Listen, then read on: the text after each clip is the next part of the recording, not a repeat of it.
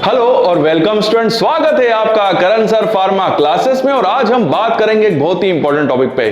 Thumbnail से आप समझ गए होंगे कि आज मैं डिस्कशन करूंगा कि एज ए फ्रेशर जब हम फार्मा इंडस्ट्री में हमको जॉब मिलती है तो ऐसे कौन से डिपार्टमेंट्स होते हैं जो कि हमको फार्मा इंडस्ट्री में दिए जाते हैं। देखिए, मैं इन डिपार्टमेंट्स के बारे में आपको बताऊंगा भी और साथ में मैं अपनी कुछ पर्सनल राय भी आपको बताऊंगा कि अगर आप इन डिपार्टमेंट्स में काम करते हैं तो इससे आपको क्या फायदा होगा और इनके नुकसान क्या है, कौन सा डिपार्टमेंट आपको लेना चाहिए और कौन सा नहीं लेना चाहिए। साथ ही साथ इन डिपार्टमेंट्स में वर्क करने से आपकी कितनी ग्रोथ होगी, हम इसके ऊपर भी डिस्कशन करेंगे। तो ज्यादा समय नहीं गवाते और वीडियो स्टार्ट करते हैं। तो चलिए, सबसे पहले हम बात करते हैं क्वालिटी कंट्रोल डिपार्टमेंट के बारे में कि अगर आप क्वालिटी कंट्रोल में जॉब करते हैं या आपको क्वालिटी कंट्रोल डिपार्टमेंट दिया जाता है तो क्वालिटी कंट्रोल में आपको कौन कौन से डिपार्टमेंट मिल सकते हैं एज ए फ्रेशियर। तो देखिए, सबसे पहला जो डिपार्टमेंट होता है क्वालिटी कंट्रोल के अंदर, उसे बोला जाता है केमिकल टेबल। जी हाँ, उसके एक शॉर्ट फॉर्म दिया गया है केमिकल टेबल। बेसिकली इस केमिकल टेबल के अंदर वो सारे केमिकल एनालिसिस परफॉर्म किए जाते हैं, जैसे कि Karl Fischer, LOD, titration, TLC लगाना, यूवी विजिबल स्पेक्ट्रोस्कोप रन करना, ड्रग का एफटीआईआर निकालना और साथ ही साथ कैलिब्रेशन भी परफॉर्म करने होते हैं जो कि रूटीनली परफॉर्म किए जाते हैं इस डिपार्टमेंट के द्वारा। जैसे कि पीएच मीटर का कैलिब्रेशन रोज परफॉर्म किया जाता है, हमारे जो वेइंग बैलेंस होते हैं उनको कैलिब्रेट किया जाता है और हर 2 महीने में एफटीआईआर और यूवी विजिबल स्पेक्ट्रोस्कोप का कैलिब्रेशन परफॉर्म किया जाता है। ये सारा वर्क जो होता है वो केमिकल टेबल के ऊपर होता है, या केमिकल टेबल इसको डिपार्टमेंट भी कह सकते हैं। पर्टिकुलर सेपरेट डिपार्टमेंट होता है यूवी का और ज्यादातर फ्रेशियर्स को यही डिपार्टमेंट दिया जाता है। देखिए, इस डिपार्टमेंट की खासियत क्या है। सबसे पहले कि यहां पर मैंने जितने भी एनालिसिस आपको बताए हैं, चाहे वो कार्ल फिशर हो, यूवी हो, एफटीआईआर हो, एलओडी हो, टीएलसी हो, ये एनालिसिस बहुत छोटे एनालिसिस होते हैं, मतलब ये बहुत जल्दी कंप्लीट हो जाते हैं और यहां पर गर्ल्स को ज्यादा वरीयता दी जाती है। जी हां, अगर क्यूसी के अंदर अगर कोई गर्ल्स सिलेक्ट होती है तो सबसे ज्यादा गर्ल्स जिस डिपार्टमेंट में काम करती है वो केमिकल टेबल डिपार्टमेंट ही होता है और यहां पर ये इस टाइप के एनालिसिस को परफॉर्म करती है। उसका रीजन ये होता है क्योंकि गर्ल्स को 9 to 5 की जॉब करनी होती है, इसलिए उनको बड़े एनालिसिस नहीं दिए जाते हैं। उनको ये केमिकल टेबल के अंदर ही एनालिसिस परफॉर्म करने होते हैं, जिससे कि वो अपने एनालिसिस 9 to 5 के बीच में ही कंप्लीट कर लें। यहां पर देखिए, सबसे अच्छी चीज तो यह है कि यहां पर जितने भी एनालिसिस परफॉर्म हो रहे हैं उसमें केवल यूवी और एफटीआईआर 2 सोफिस्टिकेटेड इंस्ट्रूमेंट है और बाकी के जो एनालिसिस है वो इतने ज्यादा सोफिस्टिकेटेड नहीं होते हैं। मतलब यहां पर डेविएशन होने के चांसेस काफी कम होते हैं, साथ ही साथ डाटा इंटीग्रेशन होने के भी चांसेस काफी कम होते हैं। और आप जानते ही हैं कि अभी फार्मा इंडस्ट्री के अंदर सबसे बड़ी प्रॉब्लम, खासकर क्वालिटी कंट्रोल लेबोरेटरी के अंदर जो आज सबसे बड़ी प्रॉब्लम है वो है डाटा इंटीग्रेशन।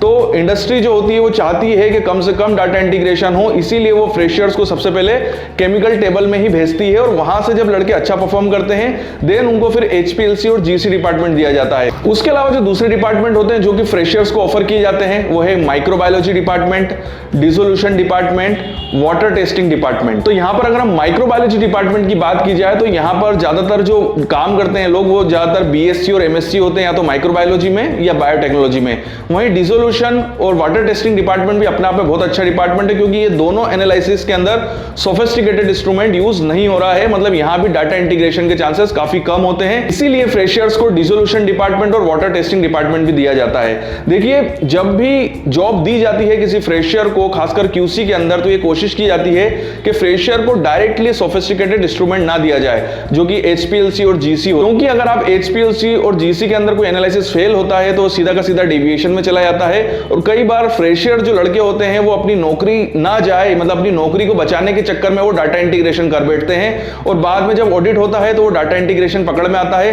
लड़के की नौकरी जाती ही जाती है, साथ में इंडस्ट्री का ऑडिट भी फेल हो सकता है। यही एक रीजन होता है कि क्वालिटी कंट्रोल डिपार्टमेंट के जो सुपरवाइजर और जो हेड होते हैं वो चाहते हैं कि जितने भी फ्रेशर्स क्यूसी के अंदर वर्क करने के लिए आए वो अपना कैरियर या अपनी वर्किंग जो है वो या तो केमिकल टेबल से स्टार्ट करें, डिसोल्यूशन इंस्ट्रूमेंट से स्टार्ट करें, माइक्रोबायोलॉजी से स्टार्ट करें या वाटर टेस्टिंग से स्टार्ट करें। उसके बाद जब इन डिपार्टमेंट्स में लड़का 6 महीने 1 साल तक काम करता है और उसकी वर्किंग काफी अच्छी होती है, वो कम से कम गलतियां करता है, तो फिर इन लड़कों को या इन लड़कियों को प्रमोट करके एचपीएलसी और जीसी डिपार्टमेंट दिया जाता है, जहां पर जब सीनियर जो होते हैं वो पूरी तरीके से अश्योर हो जाते हैं कि लड़का जो है वो बहुत अच्छे से काम कर रहा है और बिल्कुल लगन के साथ कर रहा है, इसकी स्किल और नॉलेज जब डेवलप हो चुके हैं तो फिर उसको एचपीएलसी और जीसी दिया जाता है। और ये मेरी पर्सनल राय भी होगी कि आप कोशिश करें कि अगर आपको क्यूसी में एज ए फ्रेशर वर्क करने का मौका मिले तो आप अपना कैरियर जो है या अपनी वर्किंग जो है वो केमिकल टेबल से स्टार्ट करें, डिसोल्यूशन इंस्ट्रूमेंट से स्टार्ट करें। एकदम से डायरेक्टली आप कभी एचपीएलसी और जीसी की तरफ ना जाएं। देखिए एचपीएलसी और जीसी में डायरेक्ट वर्क करना एज ए फ्रेशियर आप तभी करें जब आपने कॉलेज के अंदर एचपीएलसी और जीसी हैंडल किया हो। जी हाँ, अगर आपने कॉलेज के अंदर या कहीं पे भी एचपीएलसी और जीसी हैंडल नहीं किया है और आप डायरेक्टली इंडस्ट्री के अंदर एचपीएलसी और जीसी हैंडल करते हैं तो वहां पर काफी चांसेस होंगे कि आप गलती करेंगे, और इंडस्ट्री के अंदर अगर आप गलती करेंगे तो वो डेविएशन हो जाएगा, और डेविएशन के चक्कर में हो सकता है कि आपको डाटा इंटीग्रेशन करना पड़ जाए या आपसे गलती से डाटा इंटीग्रेशन हो जाए और बाद में फिर ये आपके लिए एक बहुत बड़ी मुसीबत खड़ी कर सकता है। इसीलिए कोशिश करें कि आप अपना कैरियर जो है वो कहां से स्टार्ट करेंगे, केमिकल टेबल से करें, डिसोल्यूशन से करें या वाटर टेस्टिंग डिपार्टमेंट से करें। वहां से धीरे धीरे आपको वर्किंग कल्चर का आपको एक तरीके से आदत हो जाएगी, आपको डाटा इंटीग्रेशन के बारे में भी पूरा नॉलेज हो जाएगा कि ये चीज कैसे होती है और कहां पर हमको इससे बचना है। सीजीएमपी के बारे में आपको पूरा नॉलेज हो जाएगा। उसके बाद फिर आप जीसी और एचपीएलसी की तरफ आए। जो अगला डिपार्टमेंट है वो है प्रोडक्शन डिपार्टमेंट। देखिए प्रोडक्शन डिपार्टमेंट की अगर मैं वर्किंग को डिफरेंशिएट करूं तो इसको 3 पार्ट में क्लासिफाइड करता हूं। एक होता है स्क्रीनिंग, एक होता है मैन्युफैक्चरिंग और एक होता है पैकेजिंग। जी हाँ, स्क्रीनिंग, मैन्युफैक्चरिंग और पैकेजिंग। देखिए स्क्रीनिंग के अंदर क्या होता है, जो रॉ मटेरियल की मिक्सिंग होती है या जो हमारा ग्रेनुअल्स बनते हैं, ये सारा स्क्रीनिंग का पार्ट होता है। वहीं मैन्युफैक्चरिंग के अंदर हमारी टेबलेट जो होती है वो पंच होती है और फिर उसकी कोटिंग होती है, और पैकेजिंग में हमारी ड्रग की पैकेजिंग होती है। ज्यादातर जो फ्रेशर्स को जो डिपार्टमेंट ऑफर किया जाता है इनिशियल वे में वो पैकेजिंग डिपार्टमेंट होता है या स्क्रीनिंग डिपार्टमेंट होता है, बट सबसे ज्यादा लड़के जो होते हैं वो पैकेजिंग डिपार्टमेंट में जाते हैं। बट मेरी आपसे पर्सनल राय यह होगी कि आप कोशिश करें कि आप अपना कैरियर कभी भी पैकेजिंग डिपार्टमेंट से स्टार्ट ना करें, क्योंकि पैकेजिंग डिपार्टमेंट के अंदर as a B pharma graduate आपको ज्यादा वर्क करने का मौका नहीं मिलेगा, क्योंकि पैकेजिंग जो होती है पूरी ऑटोमेटिक प्रोसेस होती है। वहां पर आपको अपना नॉलेज दिखाने का या अपनी स्किल दिखाने का बिल्कुल भी मौका नहीं मिलेगा। अगर एज ए फ्रेशर आप अपना कैरियर स्टार्ट करना चाहते हैं प्रोडक्शन डिपार्टमेंट के अंदर, तो आप स्क्रीनिंग डिपार्टमेंट या सबसे अच्छा मैन्युफैक्चरिंग डिपार्टमेंट से अपना कैरियर स्टार्ट करें। तो वहां पर यह होगा कि वहां पर जो आपको एक्सपीरियंस मिलेगा उससे आपकी ग्रोथ काफी अच्छी होगी और आप अपनी कंपनी भी बहुत ईजी वे में स्विच कर पाएंगे। बट पैकेजिंग डिपार्टमेंट में यह होता है कि वहां पर कुछ है ही नहीं, जो कर रही है मशीन कर रही है, सारी चीजें मशीन करती है। अगर पैकेजिंग गलत भी हो रही है तो मशीन के अंदर जो लेजर होती है या उसका जो पूरा सेंसर होता है वो अपने आप गलत पैकेजिंग वाले पार्ट को या जो गलत पैकेजिंग हुई है जिस ड्रग की उसको वो अलग अपने आप फेंक देगी। मतलब आपको कुछ भी नहीं करना है, आपको बस वहां पर खड़े रहना है, मशीन बंद चालू करनी है। उसके अलावा ज्यादा से ज्यादा आपको वहां पर पैकेजिंग के टेस्ट परफॉर्म करने होंगे, और वो भी सिंपल टेस्ट होते हैं, डाई टेस्ट होता है। मेरा पैकेजिंग के ऊपर एक सेपरेट वीडियो पहले से पब्लिश हो चुका है, तो वहां पर जाके आप समझ सकते हैं कि पैकेजिंग कितने प्रकार की होती है और उसमें कौन कौन से टेस्ट लगाए जाते हैं। बट यहां पर मोटे मोटे तौर पे बात करूं तो आप अगर प्रोडक्शन डिपार्टमेंट में अपना कैरियर स्टार्ट करना चाहते हैं तो कोशिश करें कि या तो आप मैन्युफैक्चरिंग डिपार्टमेंट में अपना कैरियर बनाएं या स्क्रीनिंग डिपार्टमेंट में। पैकेजिंग डिपार्टमेंट में ना जाएं, क्योंकि ज्यादातर और एक चीज और कि पैकेजिंग डिपार्टमेंट में ज्यादातर जिन लोगों को जॉब ऑफर की जाती है वो ज्यादातर डिप्लोमा बेसिस के होते हैं। जो डिप्लोमा इन फार्मेसी करते हैं उनको ज्यादातर पैकेजिंग डिपार्टमेंट दिया जाता है एज ए इनिशियल वे में। ठीक होगी बात। तो as a B pharma graduate आपको अपना कैरियर जो है प्रोडक्शन डिपार्टमेंट में वो मैन्युफैक्चरिंग से स्टार्ट करना है या तो आपको स्क्रीनिंग डिपार्टमेंट लेना है। एक चीज और मैं आपको बता दूं कि मैन्युफैक्चरिंग डिपार्टमेंट को फॉर्मुलेशन डिपार्टमेंट भी बोला जाता है। अगर बात की जाए क्वालिटी एश्योरेंस डिपार्टमेंट की, तो देखिए क्वालिटी एश्योरेंस डिपार्टमेंट में ऐसा डिपार्टमेंट नहीं है कि वहां से आप अपना कैरियर स्टार्ट करेंगे और फिर आप प्रमोट होकर दूसरे डिपार्टमेंट में जाएंगे। क्वालिटी एश्योरेंस के जितने भी डिपार्टमेंट्स होते हैं वो अपने आप में सेम ही है और सभी की अपनी अपनी एक वैल्यू होती है। तो देखिए अगर आप क्वालिटी एश्योरेंस डिपार्टमेंट से अपना कैरियर स्टार्ट करते हैं तो इनिशियल वे में आपको क्या दिया जाएगा कि आपको डिपार्टमेंट दे दिया जाएगा क्वालिटी एश्योरेंस का, और उसके अंदर आपके सीनियर्स रहेंगे। तो सीनियर्स को आपको असिस्ट करना होगा और उनके वर्किंग को देखना होगा। फिर भी क्वालिटी एश्योरेंस डिपार्टमेंट के अंदर ज्यादातर जो नए पर्सन्स आते हैं उनको काम क्या दिया जाता है, डॉक्यूमेंटेशन हैंडलिंग का। यहां पर आपको रजिस्टर्स को चेक करना होता है, रजिस्टर्स के अंदर एंट्री करानी होती है। जैसे कि क्यूसी के अंदर अगर कोई डेविएशन हो गया है, कोई इंसिडेंस हो गया है, या क्यूसी के अंदर OS out of specification test लिया जा रहा है या आउट ऑफ ट्रेंड टेस्ट लिया जा रहा है या कापा लिया जा रहा है, तो उसके डॉक्यूमेंट्स को आपको प्रोवाइड कराना होता है। उनके डॉक्यूमेंट्स को अटैच करा के आपको जो सामने वाला आदमी है क्यूसी का उसको प्रोवाइड कराने होते हैं। उनकी एंट्रीज रजिस्टर के अंदर करनी होती है।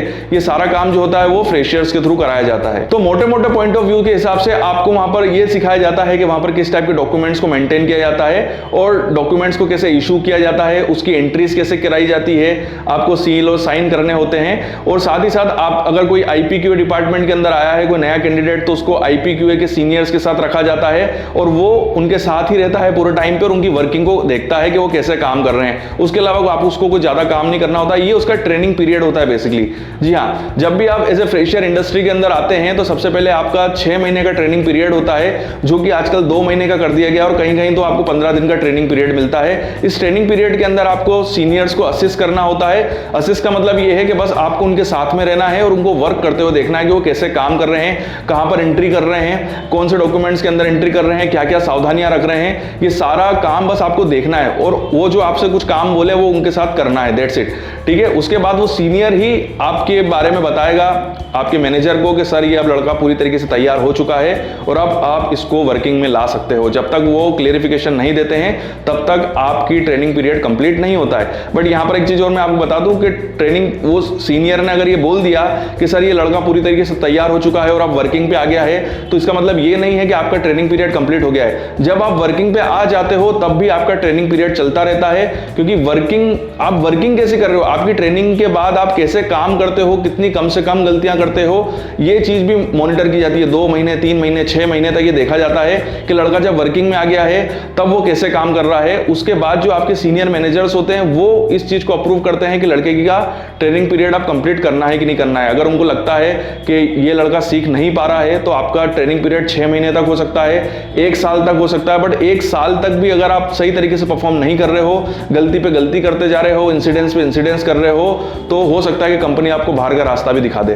तो जब तक आपके सीनियर्स आपसे निश्चिंत नहीं हो जाते हैं तब तक वो आपका ट्रेनिंग पीरियड कंप्लीट नहीं करेंगे और फिर आप परमानेंट होते हो। और एक बार आपका ट्रेनिंग पीरियड कंप्लीट हो जाता है तो उसके बाद स्टार्ट होता है आपका प्रोबेशन पीरियड, और प्रोबेशन पीरियड कंप्लीट करने के बाद फिर आप कंपनी में परमानेंट होते हो। परमानेंट होने के बाद आपको कंपनी की जितना भी आपका सैलरी का इंक्रीमेंट है वो आपको मिलना स्टार्ट हो जाता है, और जो भी छुट्टियां हैं और जो भी इंडस्ट्री के हिसाब से आपको छुट्टियां मिलेगी, सेम ब्रेक मिलता है, जो भी ब्रेक मिलते हैं, विंटर ब्रेक हो गया, समर ब्रेक हो गया, वो सारी फैसिलिटी जो आपको प्रोवाइड की जाती है। बट ट्रेनिंग पीरियड और प्रोबेशन पीरियड के बीच में आपको किसी भी टाइप की फैसिलिटी नहीं दी जाती है। आपकी सैलरी भी बेसिक सैलरी होती है, आपको कोई भी छुट्टी नहीं दी जाती है, आपको कंटिन्यूसली वर्क करना होता है। तो ये वीडियो हम यहीं पे कंप्लीट करते हैं। इस वीडियो के माध्यम से मैंने बस यही बताने की आपको कोशिश करी है कि अगर आप फार्मा इंडस्ट्री के किसी भी डिपार्टमेंट में सिलेक्ट होते हो तो एज ए फ्रेशियर आपको कौन से डिपार्टमेंट ऑफर किए जा सकते हैं और आपको कौन सा डिपार्टमेंट लेना भी चाहिए और इसका क्या फायदा है और नुकसान है, हमने इसी के ऊपर डिस्कशन किया है। अगर आप चाहते हैं कि मैं कुछ, क्योंकि इंडस्ट्री के अंदर और भी डिपार्टमेंट्स होते हैं, जैसे R&D होता है, रेगुलेटरी डिपार्टमेंट होता है,